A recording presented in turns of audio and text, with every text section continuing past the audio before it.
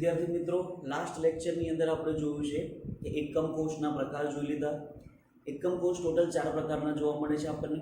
આદિમ એકમ કોષ, ફલક કેન્દ્રિત એકમ કોષ, અંતઃ કેન્દ્રિત એકમ કોષ અને અંત કેન્દ્રિત એકમ. તો ફરી એક વખત ધ્યાન રાખજો કે આના ઉપરથી આખું ચેપ્ટર છે અને ખાસ સમજવા જેવું છે. તો ફરી ખાસ સમજજો કે આપણે શું જોયું હતું, એક ઘન જોયું હતું. આને શું કહીએ છીએ આપણે? એકમ કોષ કહીએ છીએ. અને આ એકમ કોષનું પુનરાવર્તન કરવાથી આપણને શું મળશે? એક સ્ફટિકમય ઘન મળશે. બરાબર છે. તો આની અંદર આપણે કેટલી માહિતી મેળવી લીધી? તો કે ખૂણા હોય છે, પરમાણુ કઈ જગ્યાએ ગોઠવાય? ખૂણા ઉપર. ફલકના કેન્દ્રમાં ગોઠવાય, ઘનના કેન્દ્રમાં ગોઠવાય અને બીજું ધારના કેન્દ્રમાં ગોઠવાય. તો કુલ ખૂણા કેટલા હોય છે? 8 હોય. 1 2 3 4 5 6 7 8 8 ખૂણા. ફલકના કેન્દ્ર, તો ફલક કેટલી? 1 2 3 4 5 6 ટોટલ 6 ફલક. ગયા લેક્ચરની અંદર બધું સમજાવી દીધેલું છે. ઘનના કેન્દ્ર કેટલા હોય? એક એકમ કોષની અંદર ઘનનું કેન્દ્ર એક જ હોય કે જેનાથી દરેક ખૂણા સુધીનું અંતર, દરેક ફલક સુધીનું અંતર અને દરેક ધાર સુધીનું અંતર કેવું હોય? એક સમાન. અને ધારના કેન્દ્ર મતલબ ધાર કેટલી જોવા મળશે આપણને? 12 ધાર જોવા મળે. બરાબર છે. હવે દરેકની વહેંચણી કેટલી થાય? વહેંચણી મતલબ પ્રતિ એકમ કોષ. ખૂણા 8 છે, પરંતુ દરેક ખૂણા ઉપરથી કેટલો પરમાણુ મળશે મને? 1 અષ્ટમાંશ. આ પણ આપણે ગયા લેક્ચર નંબર 2 ની અંદર બધું સમજાવી દીધેલું છે. તો 8 ખૂણા હોય, દરેક ઉપરથી મને કેટલા મળશે ભાઈ? 1 અષ્ટમાંશ ભાગ મળશે. તો પ્રતિ એકમ કોષ કેટલા પરમાણુ કહેવાશે? 1 ખૂણા ઉપરથી મળે મને. ફલક કેટલી હોય? 6. દરેક ફલક ઉપરથી કેટલો ભાગ મળશે મને? 1/2. તો 6 ગુણ્યા 1/2. તો ફલક ઉપરથી કેટલા પરમાણુ મળે મને? 3 પરમાણુ મળે. ઘનનું કેન્દ્ર એ એક જ હોય અને એ પૂરેપૂરા એક એકમ કોષનું જ થાય. તો કેટલા પરમાણુ મળશે મને? ઘનના કેન્દ્રમાંથી 1 મળે પ્રતિ એકમ કોષ. અને ધારના કેન્દ્ર, ટોટલ ધાર કેટલી? 12. આ ધાર લઈ લો તો આ ધાર કેટલામાં ડિવાઈડ થાય? 4 માં ડિવાઈડ થાય. સમજાવી દીધેલું છે. લેક્ચર નંબર 2 જોઈ લેવો ખાસ. તો ધાર ઉપરથી કેટલા પરમાણુ મળે મને? 3 પરમાણુ. બરાબર છે.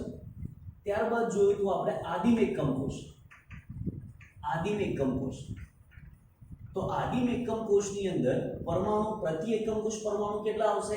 1 પરમાણુ પ્રતિ એકમ કોષ. કેટલા પરમાણુ હોય? 1. કારણ કે આદિમ એકમ કોષની અંદર પરમાણુ દરેક ખૂણા ઉપર જ ગોઠવાયેલા હોય. બીજી વાત કરીએ આપણે તો કે ફલક કેન્દ્રિત એકમ કોષ. ફલક કેન્દ્રિત એકમ કોષની અંદર પરમાણુ કઈ જગ્યાએ ગોઠવાયેલા હોય? તો કે દરેક ખૂણા ઉપર અને ફલકના કેન્દ્રમાં. તો ખૂણા કેટલા છે? 8. તો ખૂણા ઉપરથી કેટલા મળશે મને? ખૂણા પ્લસ ફલક. તો ખૂણા ઉપરથી કેટલા મળે મને? 8 ગુણ્યા 1 અષ્ટમાંશ પ્લસ ફલક કેટલી મળશે મને? 6 ગુણ્યા 1/2. તો ટોટલ કેટલા પરમાણુ મળી ગયા મને? 2 પરમાણુ. સોરી, ફલક ઉપરથી 3 અને એક ખૂણા ઉપરથી, એટલે કે 4 પરમાણુ પ્રતિ એકમ કોષ. 4 પરમાણુ પ્રતિ એકમ કોષ. ત્રીજી વાત કરીએ આપણે તો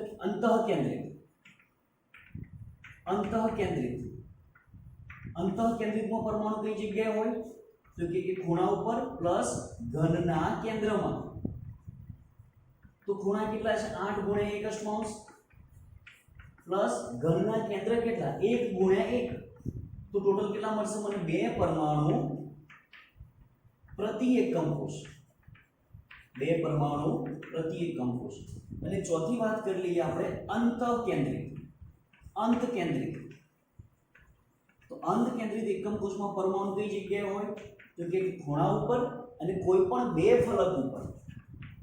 કોઈ પણ સામસામેની 2 ફલક. તો ખૂણા ઉપરથી કેટલા મળશે મને? 8 ગુણ્યા 1 અષ્ટમાંશ અને કોઈ પણ 2 ફલક એટલે 2 ગુણ્યા 1/2. મતલબ ટોટલ પરમાણુ કેટલા થઈ જશે? 2 પરમાણુ પ્રતિ એકમ કોષ. 2 પરમાણુ પ્રતિ એકમ કોષ. આદિમ એકમ કોષને પ્રિમિટિવ સેલ કહીએ છીએ. ફલક કેન્દ્રિતના આપણે એફસીસી કહીએ છીએ અંતઃકેન્દ્રિતને આપણે બીસીસી કહીએ છીએ અને અંત કેન્દ્રિતને એન્ડ સેન્ટર મતલબ ઈસીસી કહીએ છીએ. તો આજનો લેક્ચર ભરવા માટે, આજના એક્ઝામ્પલ સમજવા માટે આટલી માહિતી કમ્પલસરી હોવી જોઈએ. ક્લિયર? તો આના બેઝ ઉપર કઈ રીતે એક્ઝામ્પલ પૂછાય છે ખાસ ધ્યાન રાખજો. પહેલા તો સ્ફટિકમય ઘનની રચના એ પ્રતિ એકમ કોષ, એક એકમ કોષની ગણતરી કરી લઈએ આપણે.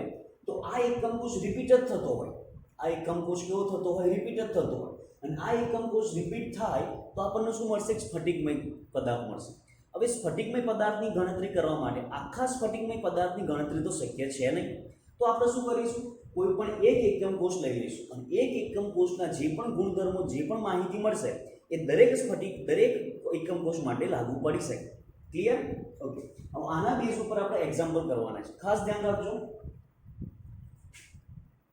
દરેક ખૂણા ઉપર પરમાણુ બી કઈ જગ્યાએ છે? તો કે દરેક ફલકના કેન્દ્રમાં ગોઠવાયેલો છે. પરમાણુ એ ખૂણા ઉપર અને પરમાણુ બી ફલકના કેન્દ્રમાં. તો આપણે લખી દઈએ પરમાણુ એ ખૂણા ઉપર અને પરમાણુ બી ફલક ઉપર ગોઠવાયેલો છે. તો બનતા સંયોજનનું અણુસૂત્ર જણાવો તથા પ્રતિ એકમ કોષ પરમાણુની સંખ્યા જણાવો. હવે ખાસ સમજજો. આપણે એ અને બી થી બનતો સ્ફટિક વિચારી લઈએ, એકમ કોષ વિચારી લઈએ. હવે એ એકમ કોષની અંદર જે પણ માહિતી મળશે મને, એ માહિતી સમગ્ર સ્ફટિક માટે લાગુ પાડી શકાય. તો આપણે એક એકમ કોષ માટે ગણતરી કરીએ. તો આપણે પહેલા શું લઈએ? પ્રતિ એકમ કોષ પરમાણુની સંખ્યા શોધીએ. તો શું લખીશું આપણે?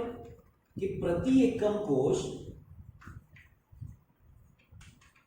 પરમાણુની સંખ્યા બરાબર.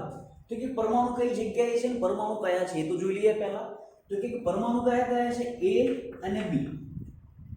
પ્રતિ એકમ કોષ પરમાણુની સંખ્યા પૂછી તો મારે સરવાળો જ કરવો પડશે. તો એ અને બી, એ કઈ જગ્યાએ છે? ખૂણા ઉપર. બી કઈ જગ્યાએ છે? તો કે ફલકના કેન્દ્રમાં. દરેક ફલકના કેન્દ્રમાં કીધેલું છે. તો ખૂણા કેટલા હોય? 8. દરેક ખૂણા ઉપરથી કેટલો ભાગ મળે મને? 1/8 પ્લસ ફલક કેટલી હોય? 6. દરેક ફલક ઉપરથી કેટલો ભાગ મળે? 1/2. સરવાળો કરીએ તો 8 ગુણ્યા 1/8 તો 1 + 3 મતલબ 4 પરમાણુ પ્રતિ એકમ કોષ. આ શું મળી ગયું મને? તો કે એક એકમ કોષની અંદર પરમાણુની સંખ્યા કેટલી જોવા મળશે મને? 4. એ દ્વારા 1 અને બી દ્વારા 3 જોવા મળશે. ક્લિયર? તો પહેલા ક્વેશ્ચનનો આન્સર થઈ ગયો. સેકન્ડ ક્વેશ્ચન શું પૂછ્યું છે આપણને? અણુસૂત્ર જણાવો. તો અણુસૂત્ર માટે ખાસ સમજજો. તો કે અણુસૂત્ર માટે શું કરીએ છીએ આપણે? NaCl હોય તો Na+Cl નથી કરતા. Na ની સંખ્યા, Cl ની સંખ્યા, એનો ગુણોત્તર લઈ લઈએ છીએ. તો અણુસૂત્ર માટે શું લખીશું? કયા કયા પરમાણુ છે? A/B. અણુસૂત્ર માટે શું કરીએ છીએ? Na/Cl, Ca/Cl તો કેલ્શિયમ ક્લોરાઇડ. તો A/B એ કઈ જગ્યાએ છે? ખૂણા ઉપર. અને B કઈ જગ્યાએ છે? ફલકના કેન્દ્રમાં. તો ખૂણા ઉપરથી કેટલું મળશે મને? 1 × 1/8. ફલકના કેન્દ્રમાંથી કેટલું મળશે મને? 6 × 1/2. ફલક ઉપર તો બી ગોઠવાયેલો છે. તો 1 × 1/8 એટલે 1/3. તો A ની નીચે 1 અને B ની નીચે 3. તો એક કોમન એકમ કોષ માટે અણુસૂત્ર શું થઈ ગયું? AB3. તો આ જ અણુસૂત્ર બધા માટે લાગુ પડે. તો કોમન કઈ વસ્તુ કહેવાશે? AB3. ક્લિયર? અણુસૂત્ર આપણે સામાન્ય રીતે બતાવીએ છીએ. તો અણુસૂત્ર શું થઈ ગયું? A1 લખવાની કોઈ જરૂર નથી. તો આન્સર શું થઈ ગયું આપણો અણુસૂત્રનો? AB3. ક્લિયર? હવે જનરલી અણુસૂત્ર માટે દર વખત આપણે આવું નહીં લખીએ. સીધે સીધું અહીંયાથી જ ઉઠાઈ લઈશું. A1 B3. Clear? Okay. Next example જોઈએ. દરેક ખૂણા ઉપર છે. પરમાણુ બી દરેક ફલકના કેન્દ્રમાં છે અને અહીંયા આગળ એક ઉમેરાયું પરમાણુ સી ઘનના કેન્દ્રમાં છે. તો આપણે બે વસ્તુ શોધવાનું છે. પ્રતિ એકમ કોષ પરમાણુની સંખ્યા અને અણુસૂત્ર. તો પહેલું જોઈ લઈએ આપણે પ્રતિ એકમ કોષ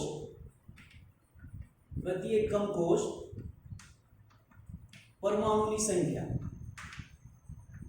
તો પ્રતિ એકમ કોષ પરમાણુની સંખ્યા માટે કોનો સરવાળો કરવો પડશે? મારે A, B અને C નો. A કઈ જગ્યાએ છે? ખૂણા ઉપર. B કઈ જગ્યાએ છે? ફલકના કેન્દ્રમાં. અને C કઈ છે? ઘનના કેન્દ્રમાં. ફલકના કેન્દ્રમાં અને ઘનના કેન્દ્રમાં.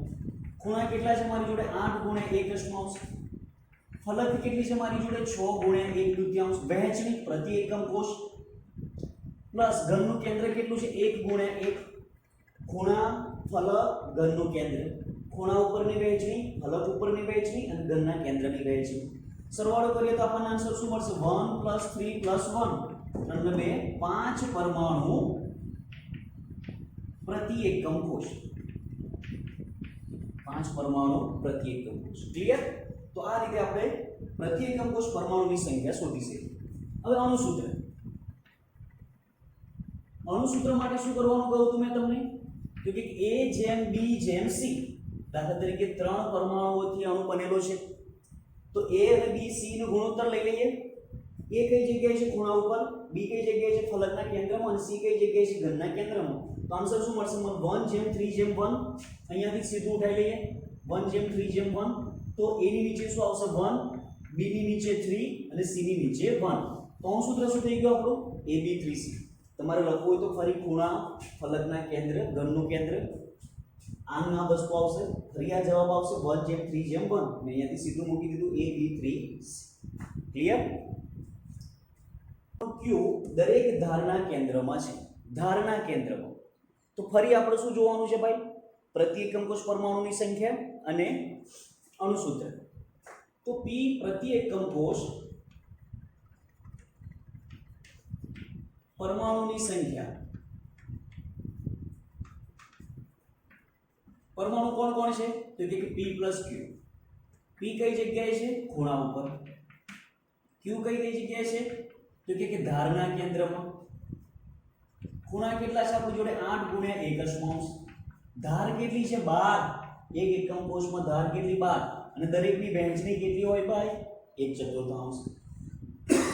તો આન્સર કેટલો મળશે મને? 1 + 3 મતલબ 4 પરમાણુ પ્રતિ એકમ કોષ. ક્લિયર? તો અણુસૂત્ર માટે વાત કરીએ આપણે. તો અણુસૂત્ર માટે શું થશે? P જેમ Q. P જેમ Q અહીંયા ઉઠાઈ લો. P1 Q3 તો 1:3. તો આન્સર શું આવી ગયો આપણી જોડે? PQ3. તો આ શું મળી ગયું મને? અણુસૂત્ર મળી ગયું. ક્લિયર? હવે ક્વેશ્ચન સમજો.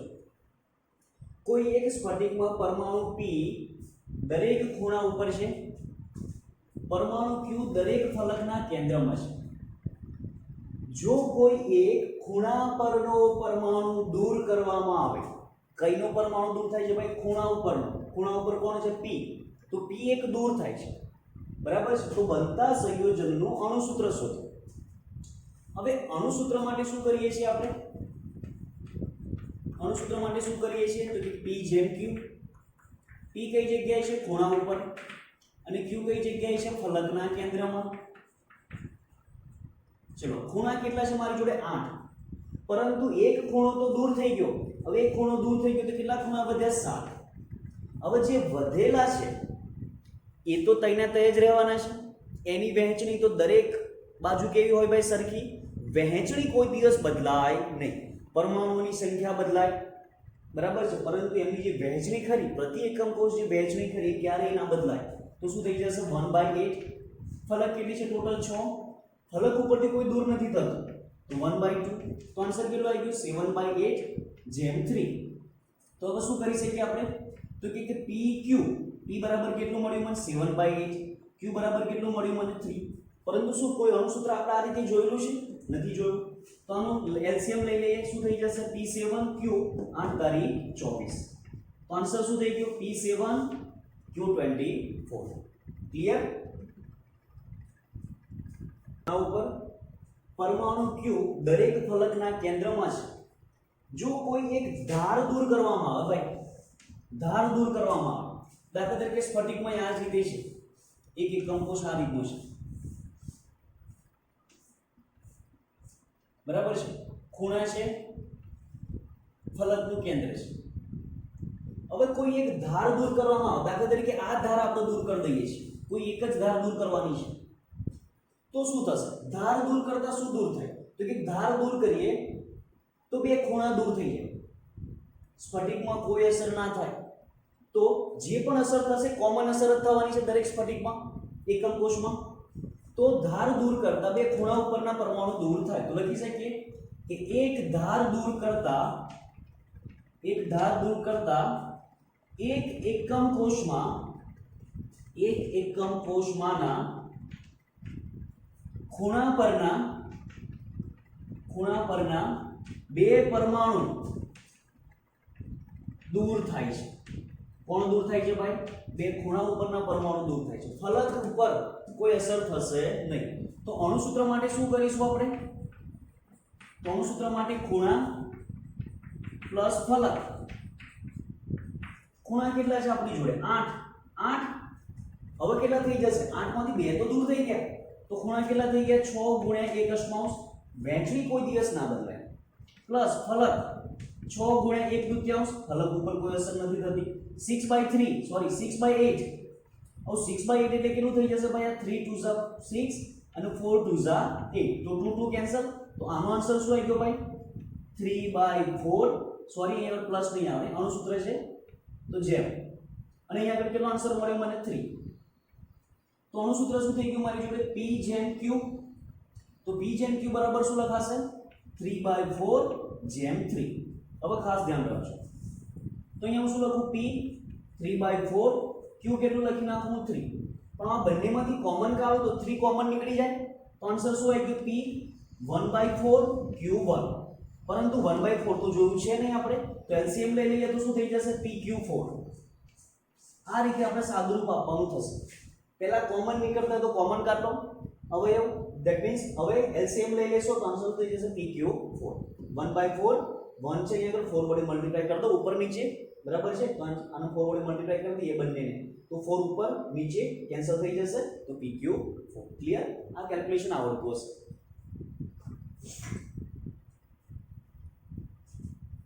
પરમાણુ Q દરેક ફલકના કેન્દ્રમાં છે.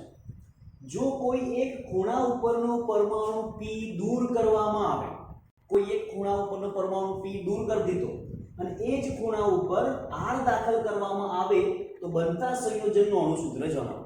તો શરૂઆતમાં શું હતું ભાઈ? P અને Q હતું. P અને Q માંથી એક ખૂણા ઉપરનો પરમાણુ P દૂર કરી દીધો અને તે કોણ દાખલ કરી દીધું? મેં R. હવે સમજો. તો અણુસૂત્ર માટે શું જોઈશે મને? અણુસૂત્ર માટે શું જોઈશે? અણુસૂત્ર બરાબર P જેમ Q. હવે કોણ આવી ગયું અંદર? R દાખલ થઈ ગયું. P કઈ જગ્યાએ છે? ખૂણા ઉપર. Q કઈ જગ્યાએ છે? ફલકના કેન્દ્રમાં. R કઈ જગ્યાએ દાખલ કર્યો તમે? ખૂણા ઉપર જ. ચલો P કેટલા છે? હવે ટોટલ 8 હતા, 8 માંથી એક દૂર કરી દીધું તો કેટલું આવી ગયું? 7 ગુણ્યા 1 અષ્ટમાંશ. ફલક ઉપર કોઈ અસર થાય છે? ના થાય. તો કે 6 ગુણ્યા 1 દૂતીયાંશ. ખૂણા R કેટલા દાખલ કરે? તમે એક જ. તો ખૂણા ઉપર જે વહેંચણી થતી હોય એની જ થવાની છે. તો આન્સર શું થશે અહીંયા આગળ? 7/8 જેમ 3 જેમ 1/8. તો અહીંયા આગળ શું થશે? P જેમ Q જેમ R. તો આન્સર શું આવી ગયો આપણી જોડે? ચલો 7/8 3 1/8. તો ઉપરથી કશું ઉપર કે નીચેથી કશું કોમન તો નીકળતું છે નહીં, તો આપણે LCM લઈ લઈએ. 7 નું 7 રહેશે. આ હવે 8 3 વડે મલ્ટીપ્લાય કરવું પડશે તો 24 અને અહીંયા 8 તો છે એટલે અહીંયા શું આન્સર આવી ગયો? 1. તો આન્સર શું થઈ ગયો આપણો? P7 Q24 R. આ શું બની ગયું આપણે? અણુસૂત્ર પર. એવું ના વિચારતા કે એક ખૂણો અથવા તો દૂર કરે તો આખો સ્ફટિકમાં ભાગી જાય, એવું કશું વિચારવાનું છે નહીં. કારણ કે જે પેરામીટર આપણે ચેન્જ કરીએ છીએ એ પેરામીટર દરેક સ્ફટિક દરેક એકમ કોષમાં થવાનો જ છે. એટલે એકમ કોષ તો એવો ને એવો જ રહેશે, પરંતુ એના ગુણધર્મો થોડા ઘણા બદલાઈ જશે જો પરિવર્તન કરીએ તો. ક્લિયર? તો આ રીતે પ્રતિ એકમ કોષ પરમાણુની સંખ્યા પૂછી શકે અથવા તો અણુસૂત્ર આપણને આવડતા હોવા જોઈએ. ક્લિયર? આપણે કોની વાત કરીએ છીએ ભાઈ? એકમ કોષની વાત કરીએ છીએ. તો એકમ કોષની અંદર શરૂઆતમાં આપણે એકમ કોષ આ રીતે લીધેલો છે, બરાબર છે? અહીંયાથી આ કેન્દ્રથી આ કેન્દ્ર સુધીનું અંતર આપણે આ x એક્સિસ ઉપર લઈ લઈએ, આ y એક્સિસ ઉપર લઈ લઈએ અને આ z એક્સિસ ઉપર લઈ લઈએ. તો પેરામીટર આપણે અહીંયાથી અહીંયા સુધીનું અંતર શેના વડે બતાવ્યું? તો a વડે. અહીંયાથી અહીંયા સુધીનું અંતર b વડે અને અહીંયાથી અહીંયા સુધીનું અંતર c વડે. x અને y વચ્ચેનો ખૂણો આલ્ફા, y અને z વચ્ચેનો ખૂણો બીટા અને z અને x વચ્ચેનો ખૂણો ગામા. મતલબ ટોટલ 6 પેરામીટર આપણે લીધા. હવે વિચાર કરો કે જો a b c લંબાઈ, પહોળાઈ, ઊંચાઈ ત્રણે એક સમાન હોય, આલ્ફા, બીટા, ગામા 90 એંગલ હોય, તો આપણને એક સમઘન મળશે. શું મળશે? સમઘન. પરંતુ જો આ 6 પેરામીટર છે, એ 6 પેરામીટરમાંથી કોઈ એક બદલી કાઢો. દાખલા તરીકે આ બાકીનું બધું એઝ ઇટ ઇઝ રાખો, B C, alpha, beta, gamma બધું એક સમાન જ રાખીએ, પરંતુ આની લંબાઈ થોડીક બદલી કાઢો, બી અને સી કરતા થોડીક લેન્થ ચેન્જ કરી દો, તો શું આ સમઘન રહેશે? નહીં. કાં તો બી ચેન્જ કરો, કાં તો સી ચેન્જ કરો, કાં તો આલ્ફા ચેન્જ કરો, બીટા ચેન્જ કરો, કાં તો ગામા ચેન્જ કરો. મતલબ કોઈ એક અથવા એક કરતાં વધારે પેરામીટર, 6 માંથી કોઈ પણ 2 પેરામીટર અથવા તો બધા પેરામીટર ચેન્જ કરી નાખીએ આપણે, તો આપણને એક નવી જ રચના મળશે. એનો મતલબ કે આ જે આદિમ એકમ કોષ છે, એ આદિમ એકમ કોષ બીજા 7 પ્રકારે વિચલન ધરાવે છે. કેટલા પ્રકારે વિચલન ધરાવે છે? 7 પ્રકારે વિચલન ધરાવે. કયા કયા 7 પ્રકાર છે? ખાસ ધ્યાન રાખજો. પ્રકાર અલગ અલગ કીધેલા છે. કઈ રીતે બદલાશે? તો કે 6 માંથી પેરામીટર આપણે ચેન્જ કરતા જાઓ, અલગ અલગ રીતે મળશે. ટેબલ ઇમ્પોર્ટન્ટ છે. ગુજકેટ, નીટ, જેડબલઈ અને તેમજ બોર્ડની એક્ઝામમાં પણ આ ટેક્સ્ટબુક આ ટેબલમાંથી ક્વેશ્ચન આવે છે. હવે અહીંયા આપણે જે ઉદાહરણ લખવાનું છું એ તમારા ટેક્સ્ટબુકના જ ઉદાહરણ છે. તો મેજોરિટી કેસમાં ગુજકેટમાં જે ક્વેશ્ચન પૂછાય છે, એમસીક્યુ પૂછાય છે, એ ઉદાહરણમાંથી ખાસ પૂછાય છે. ઉદાહરણ પૂછાય છે, અક્ષીય ખૂણા પણ પૂછાય છે, અક્ષીય અંતર પણ પૂછાશે. કઈ રીતે ક્વેશ્ચન પૂછાશે હું આગળ એક્સપ્લેન કરું. તો પહેલું સ્ફટિકમય પ્રણાલી લઈ લઈએ આપણે. પહેલી સ્ફટિકમય પ્રણાલી લઈ લઈએ આપણે કે સમઘન. પહેલું શું લઈ લઈએ આપણે? સમઘનીય. તો સમઘનીયની અંદર ચલો શક્ય વિચલન આપણે પછી લખીએ. અક્ષીય અંતર કેવું હોવું જોઈએ? a = b = c. અક્ષીય ખૂણા કેવા હોવા જોઈએ? Alpha, beta, gamma = 90. ચલો સમજો. હવે સમઘનીયને આપણે શું કહી દઈશું ભાઈ? ક્યુબિક. સમઘનીય શું કહી દઈએ છીએ આપણે? ક્યુબિક કહી દઈએ. હવે આના શક્ય વિચલન. શક્ય વિચલનની અંદર કોણ કોણ આવશે? ધ્યાન રાખજો. પ્રિમિટિવ, એફસીસી અને બીસીસી. ટોટલ કેટલા? 3. સમઘન ટોટલ 3 પ્રકારે ગોઠવણી દર્શાવશે. સમઘનની અંદર ટોટલ 3 પ્રકારે: સાદો ઘન, ફલક કેન્દ્રિત એકમ કોષ અને અંતઃ કેન્દ્રિત એકમ કોષ. આપણે સિલેબસની અંદર આ સાદો ઘન એકલો જ છે. એનો મતલબ કે આપણે 3 વિશે જ ભણવાનું છે. ક્લિયર? ચલો આ ખાસ ધ્યાન રાખજો. સીટી. હવે આ ટેબલને યાદ કઈ રીતે રાખવાનું છે એ પણ હું તમને સમજાવું. એના માટે બાજુમાં ઇંગ્લિશ વર્ડ લખતો જાઉં છું. સમઘનીય, ત્યારબાદ જોઈએ આપણે ચતુષ્કોણીય. ચતુષ્કોણીય. ચતુષ્કોણીય શું કહી દઈશું આપણે? ટેટ્રાગોનલ. શું કહીએ છીએ? ટેટ્રાગોનલ. ક્લિયર? ટેટ્રાગોનલની અંદર શું કરવાનું? સિક્વન્સમાં હું લખું છું એ રીતે જ યાદ રાખજો, તો ઈઝીલી તમને ટેબલ આવડી જાય. ટેબલ યાદ રાખવા માટે હું આ રીતે લખતો જાઉં છું, ઈઝીલી આવડી જશે. હવે અહીંયા શું કરીશું આપણે? આ સેમ રાખીએ, આલ્ફા, બીટા, ગામા = 97. બટ આ ચેન્જ કરીએ, a = b ≠ c. ક્લિયર? મતલબ કોઈ એક બાજુની લંબાઈ મેં ચેન્જ કરી નાખી. ઓકે. અહીં આગળ જે શક્ય વિચલન આવશે એ શક્ય વિચલન કયા આવશે ભાઈ? તો કે p આવશે, પ્રિમિટિવ સેલ અને બીસીસી. મતલબ કેટલા આવશે? ટોટલ 2 પ્રકારની ગોઠવણી થાય. ચતુષ્કોણીયમાં શું યાદ રાખીશું આપણે? ટી. ચતુષ્કોણીય પછી જોઈએ આપણે ઓર્થોરોમ્બિક. ચતુષ્કોણીય પછી જોઈએ આપણે ઓર્થોરોમ્બિક. ઓર્થોરોમ્બિક ખાસ સમજો. ઓર્થોરોમ્બિક મતલબ ઓ. આની અંદર શું કરીશું આપણે? આ એઝ ઇટ ઇઝ રાખીએ, આલ્ફા, બીટા, ગામા = 90. આમાં કોઈ ચેન્જ નહીં. લંબાઈ બદલીએ ખાલી. પહેલા એક બદલી, और બીજી બંને બદલી નાખીએ. a ≠ b ≠ c. ક્લિયર? હવે યાદ રાખજો, ટેક્સ્ટ બુક થી થોડું ચેન્જ કર્યું છે મેં. રોમ્બિક હાઇડ્રલ. શું થઈ જશે ભાઈ? રોમ્બોહાઇડ્રલ. શું લખીશું આને? રોમ્બોહાઇડ્રલ. રોમ્બોહાઇડ્રલ. આની અંદર શક્ય વિચલન કયા કયા આવશે? એક ઓર્થોરોમ્બિક એવું છે. ઓર્થોરોમ્બિક એવું છે કે એની અંદર 4 શક્ય વિચલન આવે છે. કયા કયા? p, fcc, bcc અને ecc. 4 આવે છે. ખાસ ધ્યાન રાખજો. કેટલા આવે છે ભાઈ? 4 આવે છે. રોમ્બોહાઇડ્રલ ની અંદર શું કરીશું? લેન્થ તો સેમ થઈ ગઈ, બધું બદલી કાઢ્યું. હવે પાછું એ સેમ રાખી દઈએ, લેન્થ સેમ રાખી દો. a is equal to b is equal to c. But હવે શું ચેન્જ કરવાનો આવે મારે? એંગલ ચેન્જ કરવાનો. શું કરીશું હવે? Alpha is equal to beta is equal to gamma is not equal to 90. Clear? પહેલા લેન્થ ચેન્જ કરી, 3 3 ની અંદર એંગલ છે. અહીં આગળ એક ચેન્જ કર્યો, અહીં આગળ બે ચેન્જ કર્યા. હવે લેન્થ પતિ એંગલમાં ચેન્જ કર્યો. અહીં આગળ રોમ્બોહાઇડ્રલ ની અંદર એક જ આવશે અને એ પણ કયું આવશે? પ્રિમિટિવ છે. એક જ ગોઠવણી થઈ શકે. રોમ્બોહાઇડ્રલ પછી જોઈએ આપણે હેક્સાગોનલ. શું કહીએ ભાઈ? હેક્સાગોનલ. હેક્સાગોનલ ની અંદર શું કરીશું? ધ્યાન રાખજો, ષટકોણીય. હેક્સાગોનલ ને શું કહી દઈશું આપણે? ષટકોણીય. હેક્સાગોનલ મતલબ ષટકોણીય.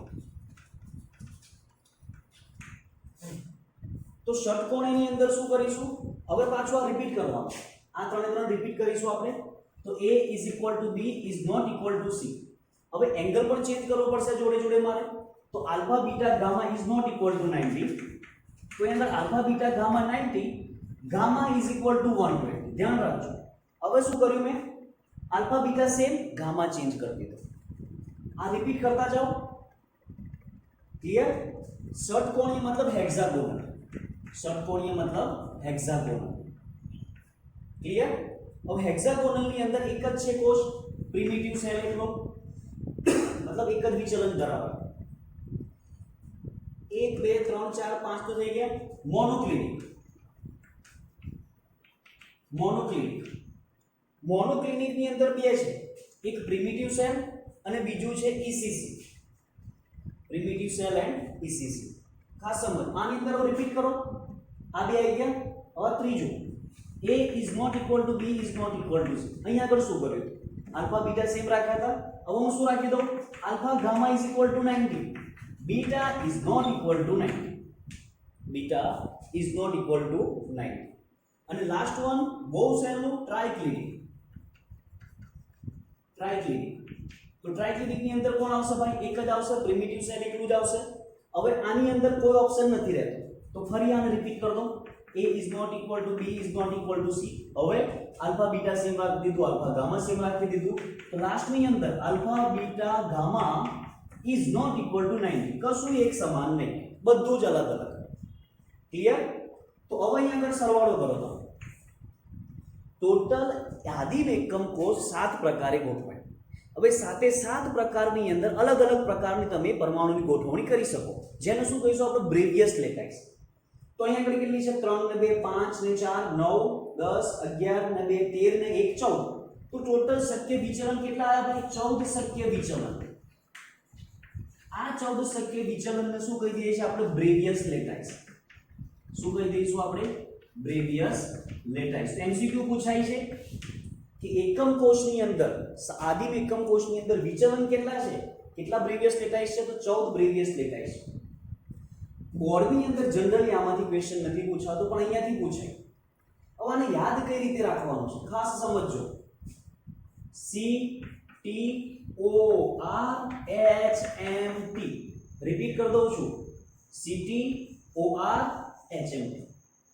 C for cubic, T for tetragonal, ચતુષ્ફલકી એટલે ટેટ્રાગોનલ, O for orthorhombic, R for rhombohedral, H for hexagonal, M for monoclinic and T for triclinic. Sequence 1 CTORHMT. જો તમે આ રીતે યાદ રાખો તો શું કરવાનું? અક્ષીય અંતર અને ખૂણા બંને એક સાથે, ABC એક ચેન્જ બે ચેન્જ, એ વખતે આ ત્રણે ગણશે. ફરી આને રિપીટ કરો.